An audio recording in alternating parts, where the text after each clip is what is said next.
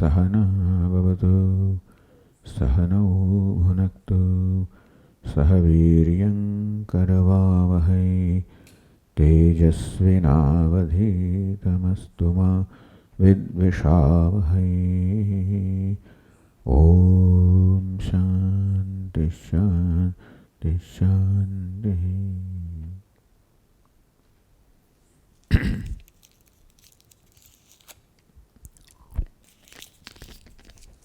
Namaskar. Satsang questions.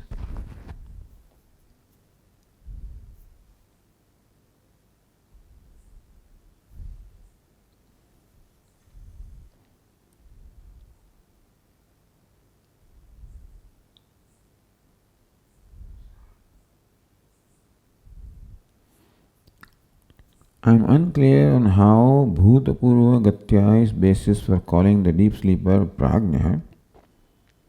Is it on a relative basis to the waker and dreamer? Is Samanya Jnanam more inclusive than Vishesha Jnanam?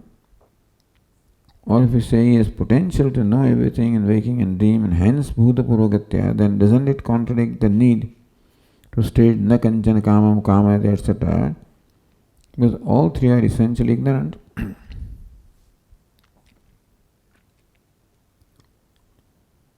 So in as much as the one who is we already explained this yesterday.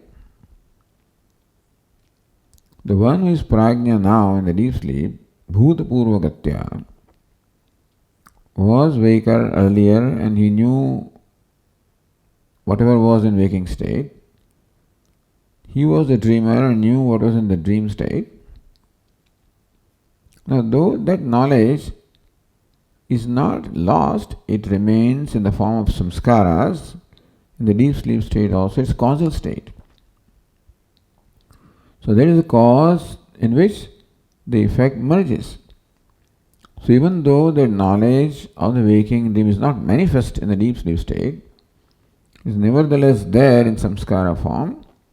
And so Bhutapurva Gatya, the one who is prajna now, was waker earlier, was dreamer. So based on what happened in the past, he is called the knower. So it's not a relative basis to the waker and dreamer. No, not relative. He himself was a waker. He himself was a dreamer, not anybody else. The one who is prajna now was waker when identified with the organs of perception, was dreamer when he gave up that identification and projected with the mind, and now he is sleeper. So therefore the same entity. In that sense we say that he knew what was in the past. And so he is called all-knowing. Or Samanya Jnanam is more inclusive in Vishesha Jnanam, true, because all Vishesha Jnanam, Samanya Jnanam is involved. In Ghata Jnanam, Pada Jnanam, the Jnanam which is Samanya, which is Nirvikalpam, unqualified, is always involved. That says every knowledge, a particular knowledge like Ghata Jnanam, Pada Jnanam, has its content in Jnanam or knowledge itself. So knowledge or Samanya Jnanam is certainly involved in every form of particular knowledge. In that sense also we can say he knows. It's a matter of explaining. There is no big deal about this. We don't have to make a big deal about prajna and stuff like that because we have to give some explanation. For whatever reason the Shruti uses the word prajna, which Bhashyakara chooses to explain as prakarshena asamandat jnanaha. So then you have to explain it this way. There is no other way of explaining. And so I don't think it's important whether prajna is all-knowing, not knowing. He is basically ignorant. And therefore he is called prajnana ganaha, eki bhutaha, etc. And therefore the Karikakara said prayanagnaha. That also you can say is more or less ignorant. And therefore I don't see any great need to dwell much upon why it's called prajna. Some explanation has to be given, so this is given. And he is a deep sleeper. And that's all it means. Prajna, then you can say, is a name given to him. It's called Vishwa, Tejasa, Prajna.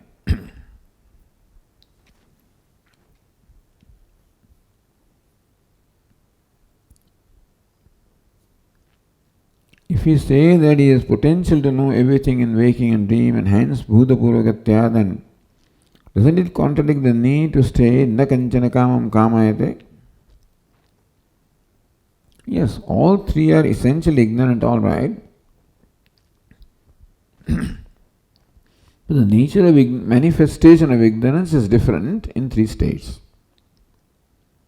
In waking state, the ignorance manifests as the experience of the gross objects. In the dream state, same ignorance manifests as the experience of subtle objects. In deep sleep state, same ignorance manifests as lack of any knowledge. So jnana bhava is there. So as far as the knowledge of the true nature of self is concerned, all of them are ignorant. But then there is a nature of ignorance being different, that are called by different names. All those three are nothing but the descriptions of upadhi, which Atma puts on, and therefore he gets three names.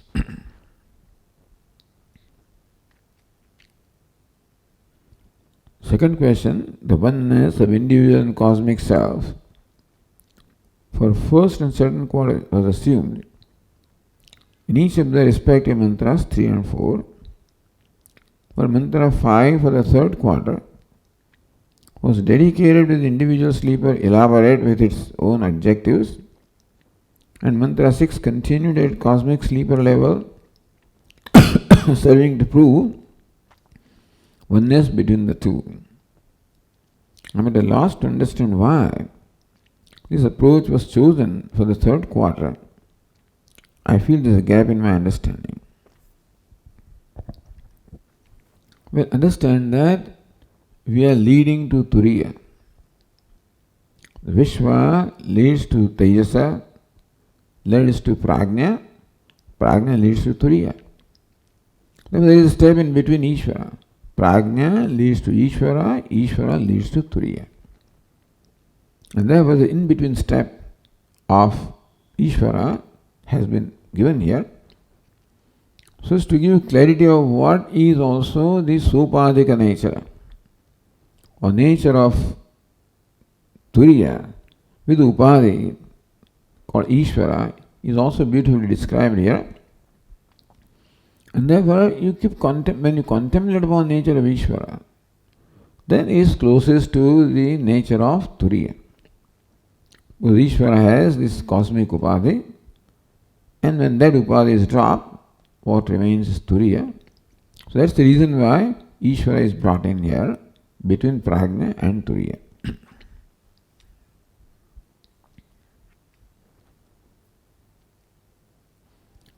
Next one. Thank you very much for the great classes every day.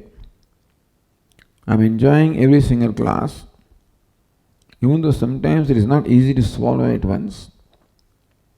I find lots of grace from Swamiji as well as Ishvara.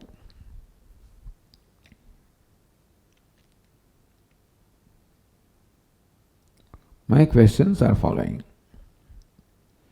Can the similarity, into inverted commas, between Vyashti and Samasti such as Vishwa and Vaishvanara, which seems to be already established in Mandukya Upanishad, be understood as Upadana Karatvam Ishvara? No, this similarity is at the level of the Upadhi. The Vishwa or the Vaikar has the Upadhi, individual Upadhi of gross body, and of course the subtle body and the causal body, but predominance of gross body. And Vaishvanara also is a description of Upadhi of same Chaitanya, his cosmic gross body. So similarity is in Upadhi. And that is where therefore they are not treated differently. Both of them are treated as one because as well, the dimensions of Vishwa and Vaishvanara Upadhis are different. What makes one Vishwa and what makes one Vaishvanara is the difference in the Upadhi, in the dimension of Upadhi. So Chaitanya with the individual Upadhi is called Vishwa. Same Chaitanya with the cosmic Upadhi is called Vaishvanara. But the basic configuration of Upadhi or nature of Upadhi is similar. Just as we have a head, Vaishvanara also has head. We have legs, Vaishvanara also has legs. That is the reason why Saptanga, the 7 limbs of Vaishvanara, are also described as his head. Heaven is a head, sun is eyes, etc. So Vaishvanara also is imagined as a person, having limbs such as head, organs such as eyes, and the middle body, the feet, the breath, the bladder, the mouth, and so forth. And therefore it is not upadana karanatva. It is similarity of the upadhi. Even though dimension of the drop and ocean or wave and ocean are different, but still there is similarity in as much as both are water. Wave is the totality of, ocean is the totality of all the waves, and wave is the individual wave. Other than that, there is similarity in waveness is the same. So that way we can put them together on the same level.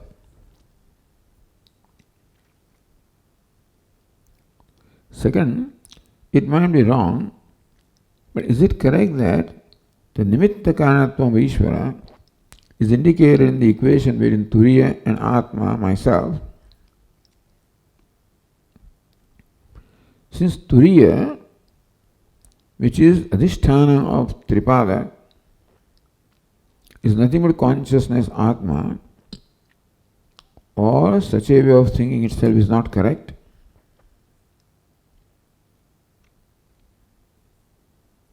The nimitta karanatva of Ishvara is indicated in the equation between Turiya and Atma. Since Turiya, which is adhisthana of the 3 experiences, is nothing but consciousness Atma. See, nimitta karanatva means creator or maker. For any creation, we require 2 causes, the maker and the material. Maker is called nimitta karanam, intelligent cause, efficient cause, who is always a conscious entity. Upadana karanam, which is a material which is usually inert or unconscious. And therefore, Ishvara is called nimitta karanam because nimitta karanam, efficient cause, is always a conscious entity. Upanishads also describe the nimitta karanam as so kamayada. He desired, tadekshata, he saw. So the desiring, seeing is only possible for a conscious being. So before the creation, Upanishad says he desired and then created. He saw or deliberated and then created. Means that the one who deliberates or desires is a conscious being. So nimitta karanam, efficient cause, is always a conscious being, such as a pot maker. So as much as Ishvara is a conscious being and has the creator must have the ichcha, the desire, the prayatna, the effort. So one who possesses all of this is the creator. He must have a desire to create. He must make an effort to create. And Ishvara has this, therefore is called nimitta karanam. Not because Turiya is adhisthana. Yes, it is Turiya that imparts consciousness.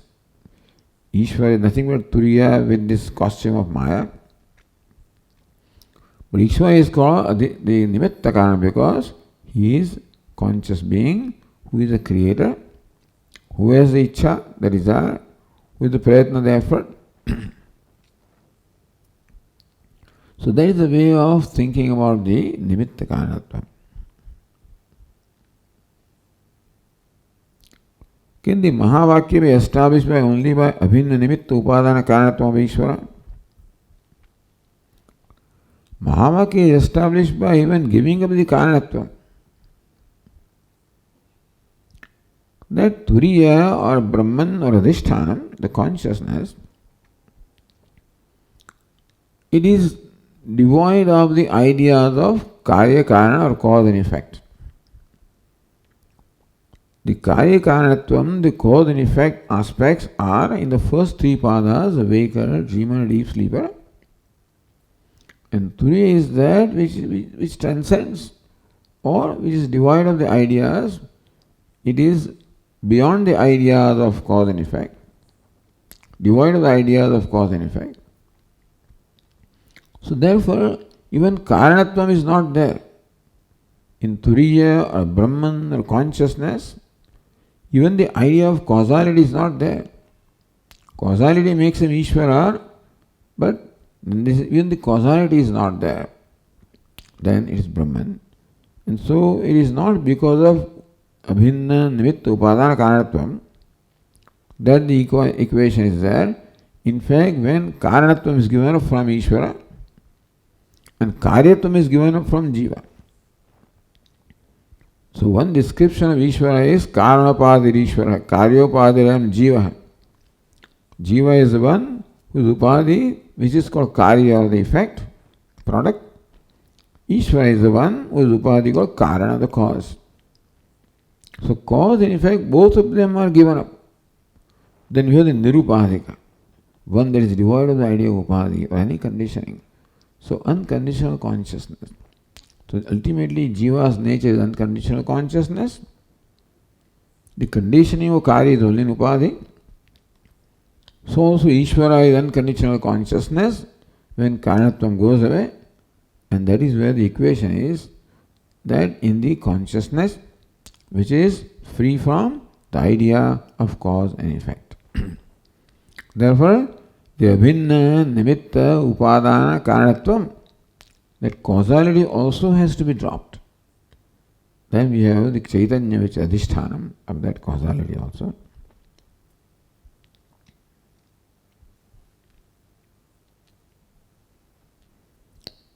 Samskara is translated as impression caused by any experience which controls our attitude and behavior.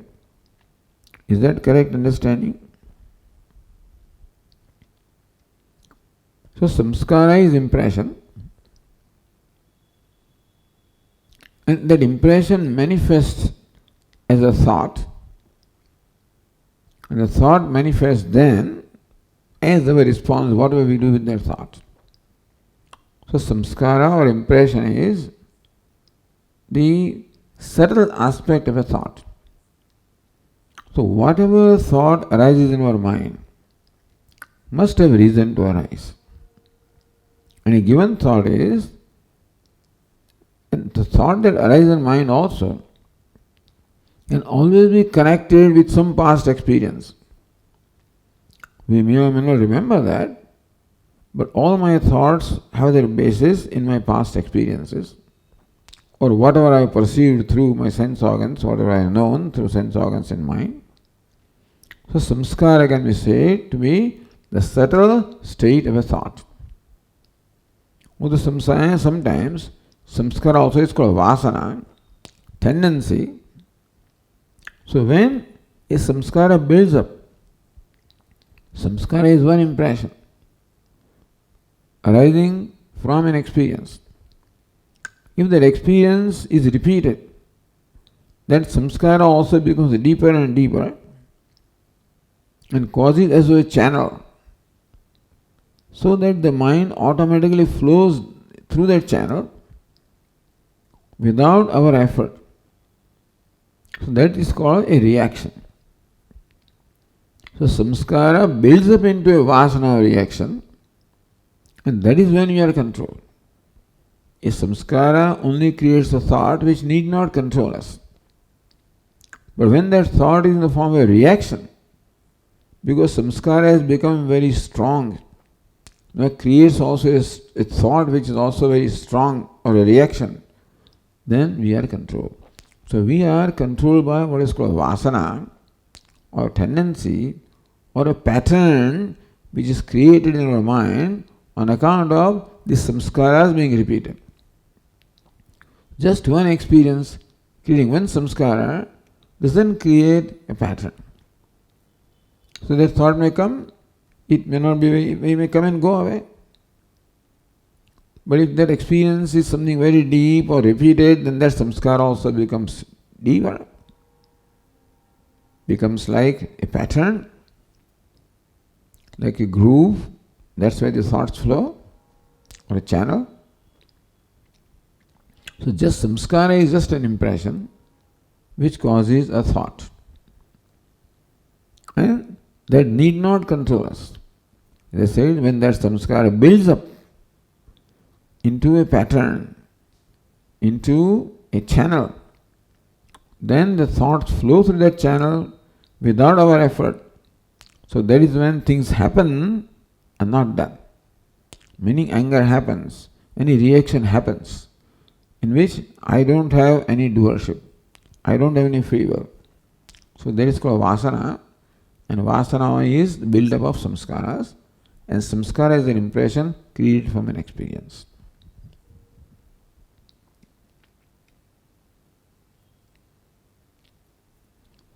In a broader sense, does samskara include raga dvesha, since both of them are products of our vidya? If they are different, how do they interconnect each other? And the neutralization of my raga dvesha is nothing but having objectivity towards my samskara. Would Swamiji can elaborate on it for my sadhana?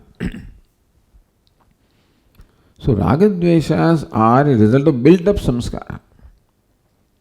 Raga or attachment is when something is thought about again and again. As Lord Krishna describes in the Bhagavad Gita, Dhyayato Vishyan Pumsa Sangasteshu Bhujayate. When we think about an object for a period of time, then Sangha, a liking for that arises.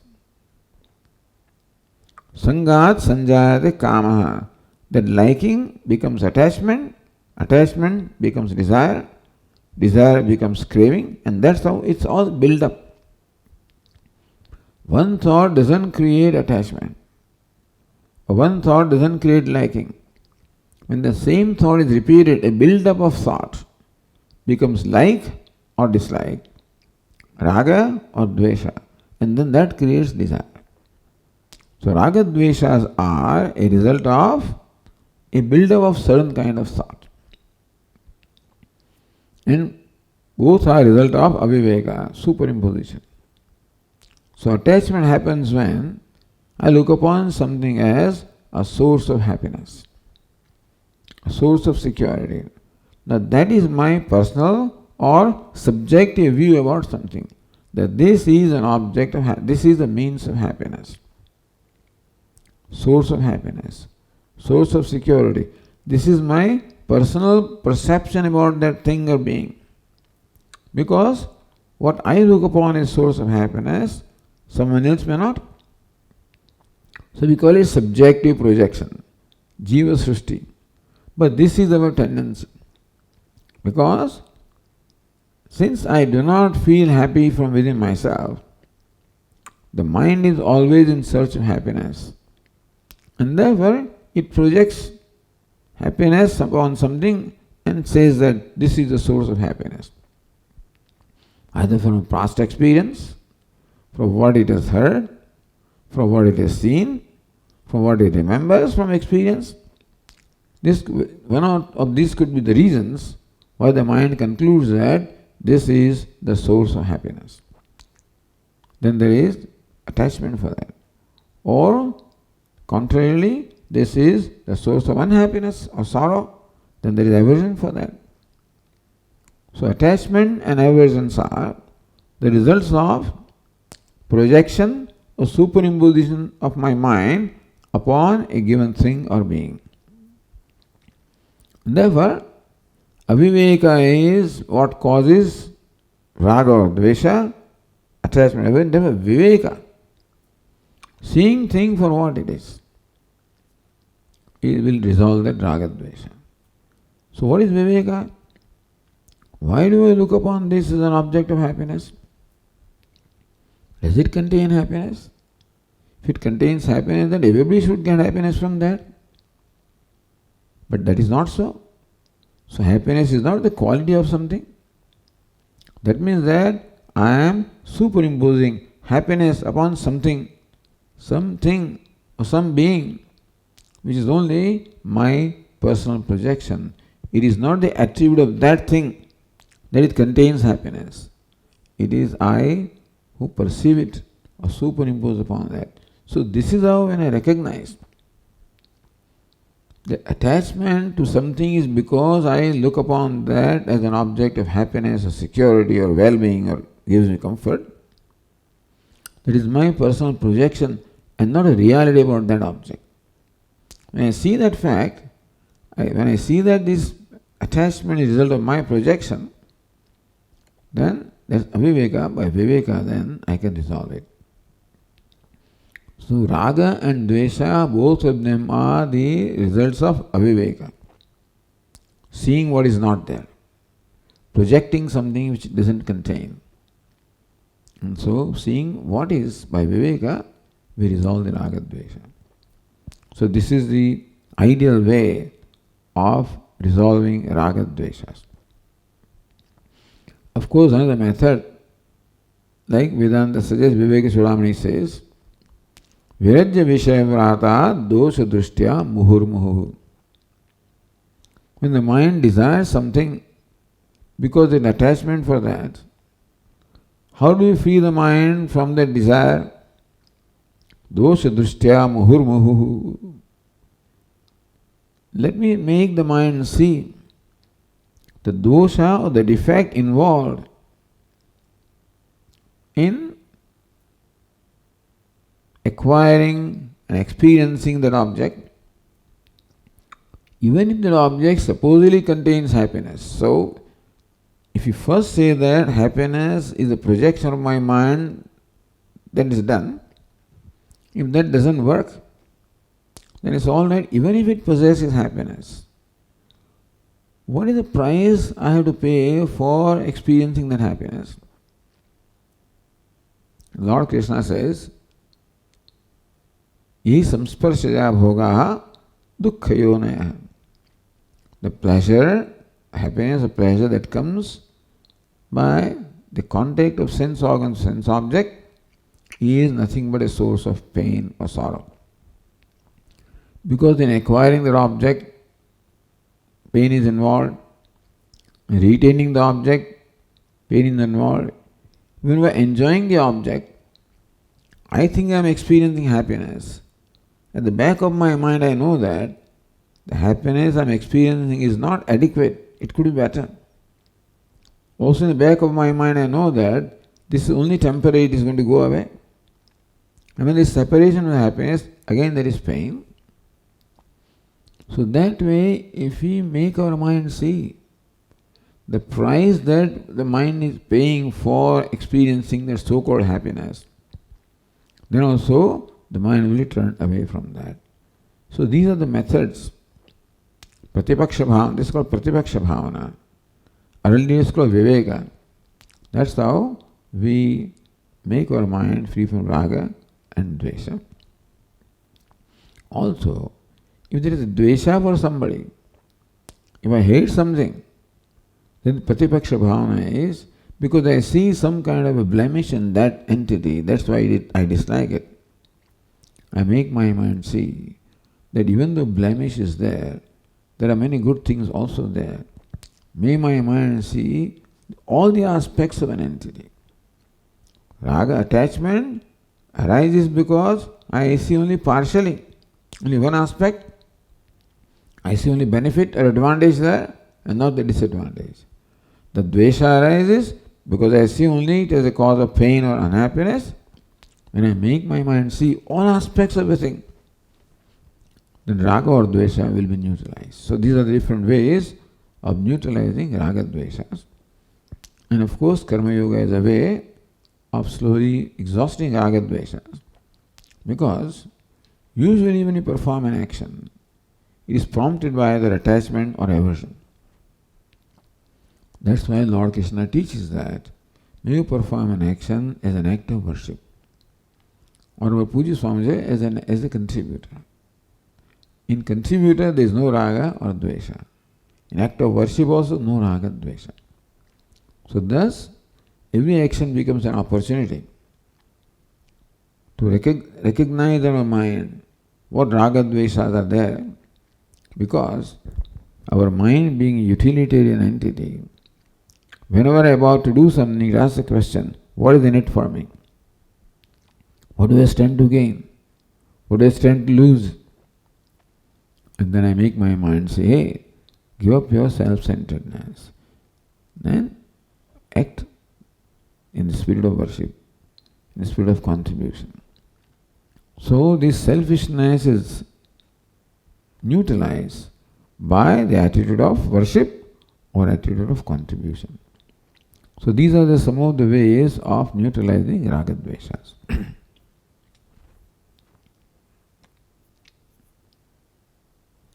Could you kindly explain why the Trishna is Paramadik Satta? I can understand that Trishna is infallible as long as I am samsari.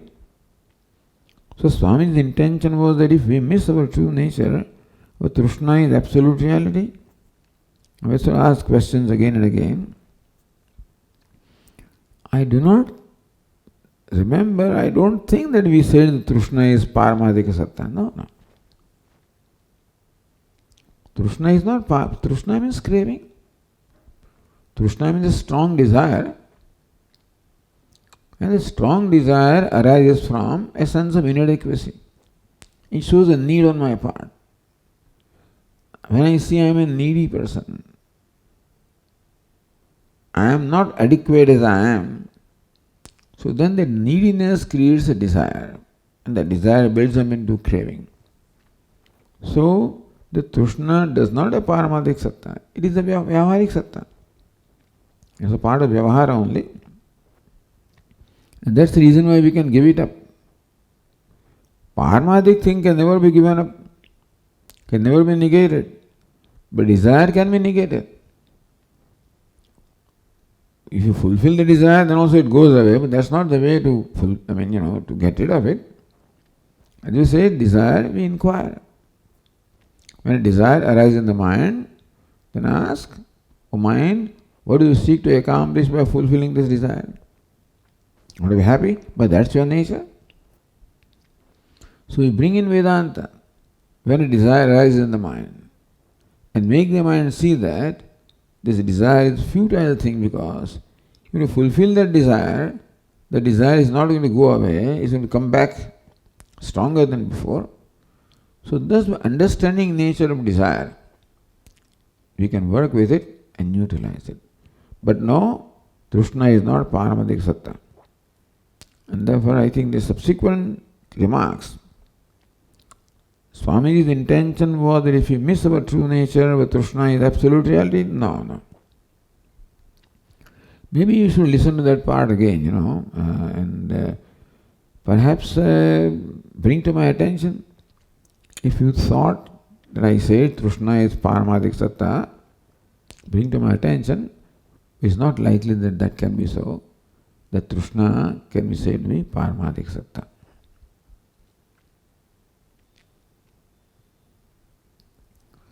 We go to the next question. Oh, I'm very slow today. Okay. In the context of knowledge of Mandukya Upanishad, help in coping up with the current worldly conflicts like war, people fight on the basis of religion and relationship problems, etc.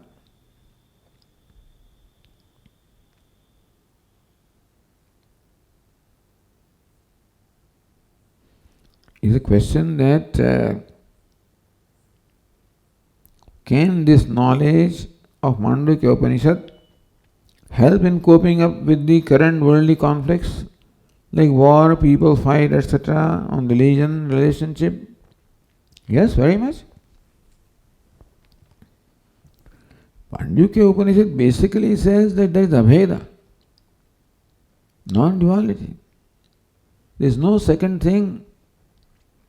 All conflicts can arise when I see someone as different from me.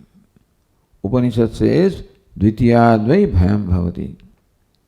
When I see something as different from me, separate from me, then I feel threatened sometimes. That's how fear arises. So these conflicts come from fear. Basis of religion, etc., I don't think religion is really the cause for any war or conflict. You can use religion as an excuse for conflict. People who use language also is an excuse for conflict. Religion also is an excuse. Basically, conflict is in the mind. That fellow wants to fight, so he needs a reason. So religion, he takes as a reason. If that was not, they will take something else. Race will be a reason. Language is a reason. Nationality is a reason.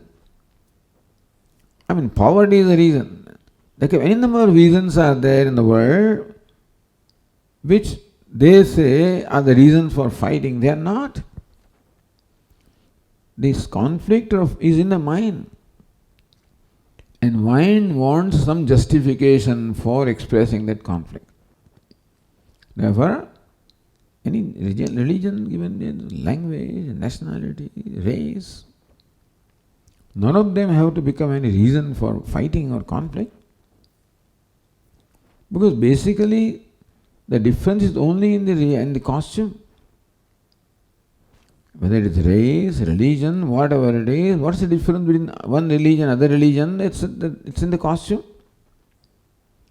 Mandukya says that in all the costumes, Atma eva idam sarvam, Vedanta says, what is oneself in all these costumes? So when I recognize that the other person whom I hate is also the same self in the other costume, then the differences are in the costume, not in the person wearing the costume. Then I have a combination of person and personality. Personality is where the differences are, the person is the same. That's what the Upanishads say. And this is the solution of all the problems, really. If you can see other people as even human beings, as living beings, human beings, let alone as Atma. I am a human being and as other one is a human being. Even that much respect I give to somebody, there will be no conflict. I am a living being, that's a living being. If that respect I give, there will be no conflict with the animals also, or with other living beings. So we create conflict because of our greed, because of lust, because of anger, kama, krodha, lobha. These are the causes for all conflict. When I am overcome by these impulses of kama, krodha, lobha, then my behavior becomes injurious to others, hurtful to others. And for that, if I am smart, I will find some reason. But because you did this, because you did that, because you did not do that. Whatever is in the universe cannot be a reason for any conflict or for any violence. But I make them reason for violence because I am a violent person. So yes, this knowledge can solve all the problems. This knowledge shows unity in diversity. When diversity is given reality, then there are conflicts. The extent to which I can see unity, to that extent the conflict can be resolved. Mandukya talks about the ultimate unity, which will have no problem at all. But even there are levels of unity, levels of, the commonality. So, this is Samanya and Mahasamanya, the equality and great equality. So see what equality is there. Then I am a human being. Better than I am a living being. Finally I am being. So simpler we become in our knowledge about ourselves, more accommodative we become, more giving we become, less violent we become. And this knowledge says, I am all one non-dual. There is no question of violence at all. Next question. Please explain Vastu Tantra and Purusha Tantra. How can you confidently ascertain that Vastu Tantra will yield results if underlying conditions are fulfilled? Whereas there is uncertainty in Purusha Tantra even though underlying conditions are fulfilled.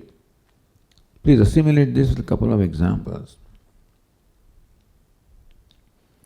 See, Vastu Tantra and Purusha Tantra, Tantra means controlled by. Vastu Tantra means controlled by Vastu. Purusha Tantra means controlled by Purusha. So, there are two things. The Purusha is the subject, Vastu is the object. So there are two things here. One is the knowledge, other is karma. So when it comes to karma or effort is something that is decided by the person, which is where the free will is involved. So where free will is involved, it is called Purusha Tantra. Because it is determined by Purusha, the person. So every karma is an expression of my free will. If I am doing it deliberately, every deliberate action, not a reaction, every deliberate action is the result of free will where I decide what to do and what not to do. Kartam shakyam, akartam shakyam, anyatha va kartam shakyam. The freedom to do something, not do it, or do it the way I want to. That is called free will or Purusha Tantram, dependent upon Purusha, determined by Purusha. When it comes to knowledge, that this is an object, it's called Vastu. So when the pot is held before me like this, then a thought, the ghatakar vritti, the knowledge of pot takes place. Who determines the nature of knowledge? I don't determine, the pot determines.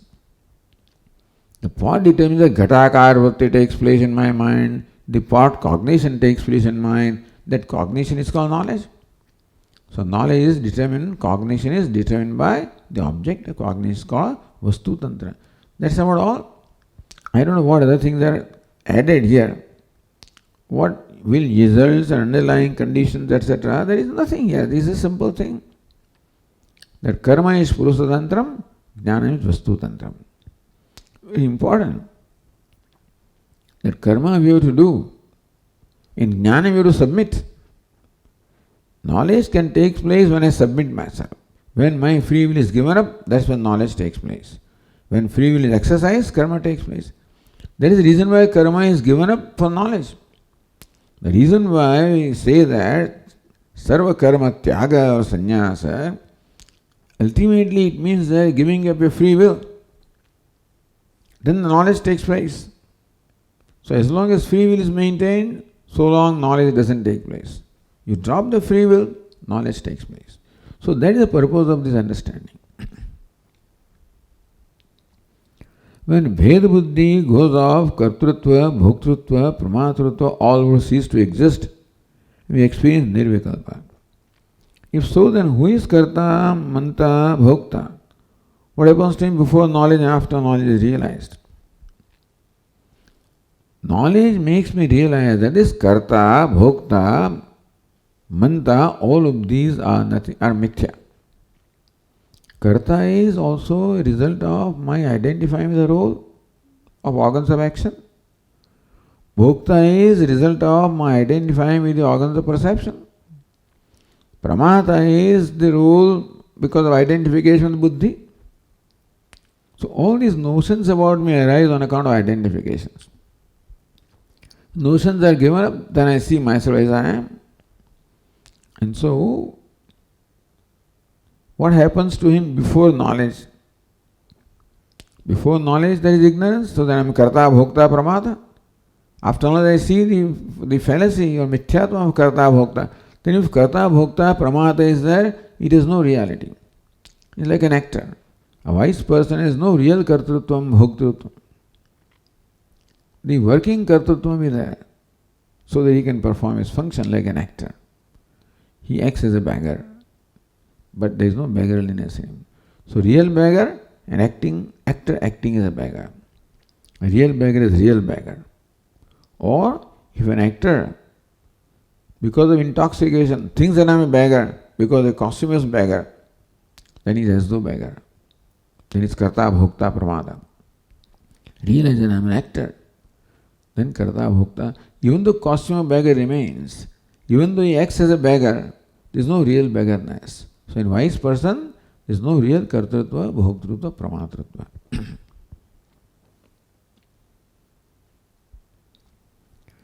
Vrittis referred to by Swamiji are the same as explained in Patanjali Sutras because they are also Nirvikalpa Samadhi is defined as having cessation of all vrittis. That even pramana is considered as vritti as well. Can I infer parallel between Yoga Darshan and Vedanta? Yes, vritti means a vritti. And what Yoga Shastra describes vritti means a thought form. Vritti means a thought form, a state of mind. And Yoga Shastra talks about 5 kinds of vrittis. And so that we all accept.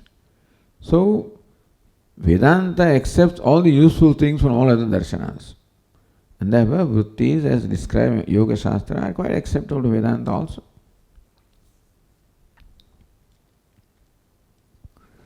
Questions from the 2-year students. Okay, number 1. Could you, Swami, please explain how Turim is na prajna? We'll explain. Tomorrow that explanation will come. Why? How come it is na prajna? Not even knowledge means not even the knowledge such as he is not omniscient also. He is not all-knowing also. He is not knowing also. So it will become very clear tomorrow. Could Swami please explain the importance of chanting Purnamadaha mantra in the beginning of the class and at the end of the class? Beginning of class, it's a prayer to Paramatma. So it is the Tattvanusmaranam, that we remember the Tattva of Paramatma in a prayerful way, seeking the grace. At the end we chant again because now the task is complete and we now thank Paramatma that we are grateful to you that this task was completed, fulfilled. So that's why the Purnamadaha. Shankaracharya also in the first time we chant as a prayer to seek the grace. At the end we chant them to express our gratitude.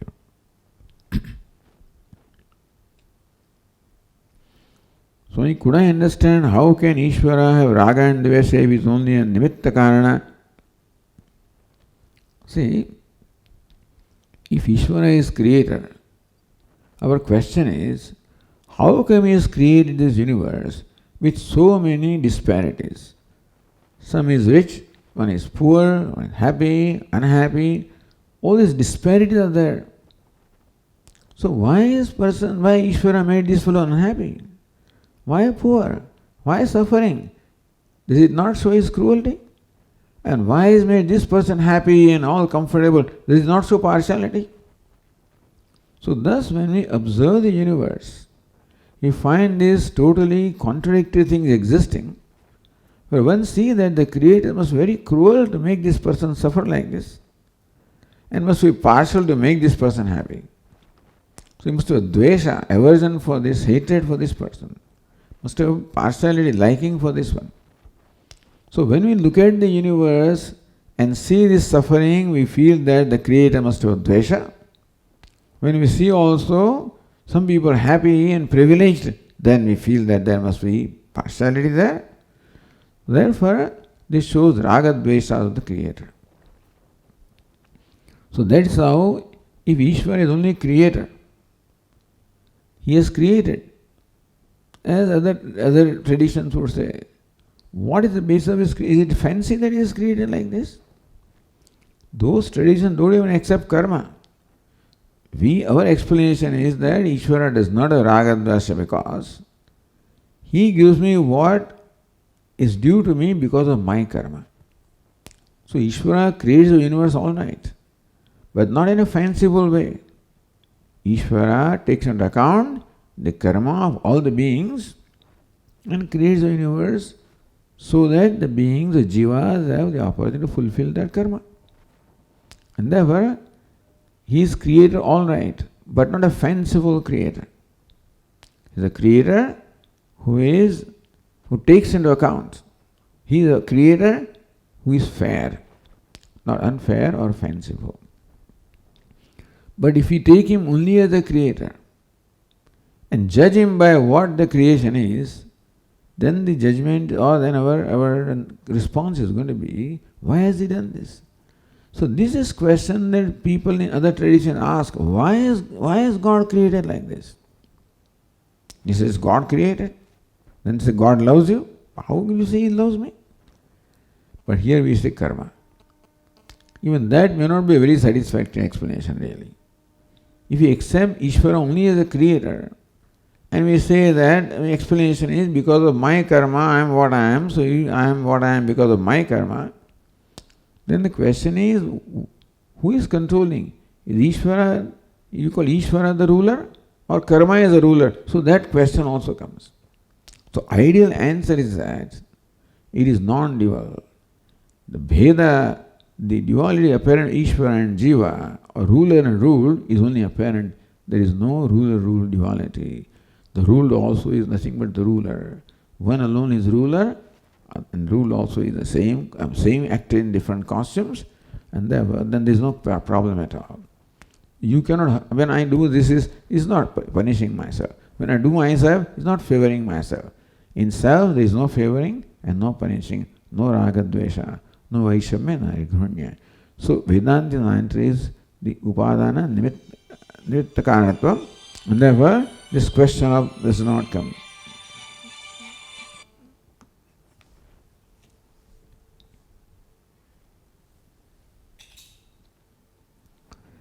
And then in the first paragraph Bhashyam to the first mantra, Bhashyakara says Brahman is known through the means of name and object denoted. Can Swamiji please elaborate on the term object denoted?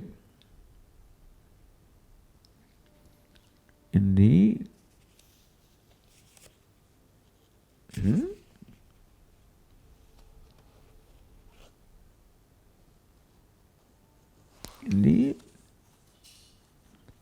first paragraph of the Bhashyam to the first mantra.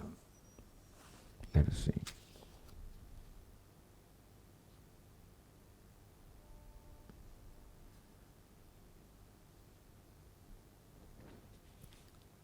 Brahman is known through the means of name and object denoted. Okay, yeah. The Supreme Brahman is known through the means of name and the object denoted. Param Brahma cha Brahma Abhidhana Abhide Upaya Purvakam eva gamyate iti Omkara eva. Is Upaya. Abhidhana Abhideya Purvakam gamyate. That Om is the name of Brahman, and that way Brahman is named. This is a temporary thing. By accepting Brahman is named and Omkara is a name, ultimately both the name and named are dropped, and that's how Brahman is. But then this is like Shakha Chandra Nyaya. Just as the tip of the branch leads me to the knowledge of the moon, while the branch has no connection to the moon, similarly this name and named has no connection with Brahman. But that becomes Upaya. Just as the tip of the branch becomes the upaya, the means of knowing moon, because of a certain closeness association, incidental, so also this name and named, they become the means of knowing Brahman. I drop the branch enables me to focus attention on moon, then branch no more remains in my consciousness. So also this name and named Omkara becomes also by concentrating, because the means that I drop it and know Brahman is myself.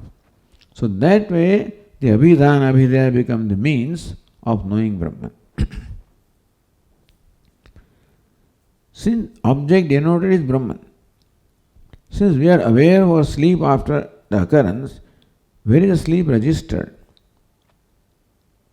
So when we wake up in the morning, it is a memory of the sleep that I have. Therefore I say I slept well, I did not know anything. This statement is called memory. So memory is registered in our mind. Does the pattern of sleep or content of dream change after knowledge? It could. Because the dream is the result of what's happening in the waking state. For a wise person, things will be quite different. When we are experiencing the waking state, all kinds of reactions are there and things are there, so they will be reflected in dream also. If a waking state is one of calmness and love and affection, and that's all it is, that's how love will be, dream also will be. In the deep sleep state, there is nothing there, so the deep sleep state of everybody is equal. But dream of the wise person could be different from that of another wise person. After knowledge, what happens to the ignorance in dream state and deep sleep state? Okay, that's why I said that then ignorance will no more be product of, dream will no more be product of ignorance, because it's a reflection of waking state, and waking state reflects the knowledge, so dream also will reflect that. Once that knowledge has become established or settled, then the waking state of the wise person also is always accompanied by knowledge. Means ananda, means love. And the same thing, if the dream comes, then the same thing will reflect in the dream, if it comes. Okay. Om. Om Purnamadah Purnamidam Purnat Purnamudachyate Oh, wait a minute, I'm sorry, I forgot one thing here. Yeah, there is something recorded here. Just a second.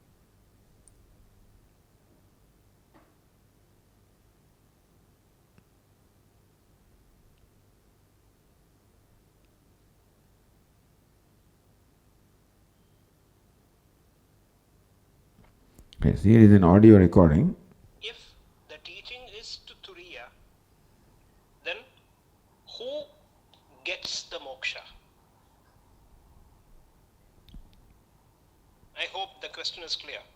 If the teachings is to Turiya, then who is getting the moksha? I'm sure Bhashikara had seen this and he brought in that pramatritvam there. So I think a little more clarification would be more, make it more clearer. Teaching is to Turiya is because that's all there is. Even a person who thinks he is Pramata is Turiya in the nature. So Turiya is ignorant of its true nature, and Turiya takes itself to be Pramata, and therefore who gets moksha? Well, it is Jiva who gets moksha. Who is Jiva? Turiya, who takes himself to be Pramata, Karta, Bhokta, Pramata. So Turiya as Karta, Bhokta, Pramata gets moksha. So it is Jiva. Who is Jiva? Turiya with these notions. So when there is ignorance and there is real Pramatrutam, Kartrutvam, Bhoktrutam, that's a Jiva. He is bound, he feels bound, and he gets liberated. Meaning that the bondage also is for Jiva, and liberation also is for Jiva. But inasmuch as Jiva is none other than Turiya, therefore, when the teacher says you are not a waker, not a dreamer, not a sleeper, all this is to Turiya. So that the Jiva realizes, if I am not a waker, I am not a dreamer, I am not a sleeper, then who am I? I am the one that is a common basis or substratum of waker, dreamer, sleeper. That I am not dreamer, meaning I am nirvikalpa, nirvishesha. That's how the Jiva recognizes. So Jiva recognizes that I am Turiya.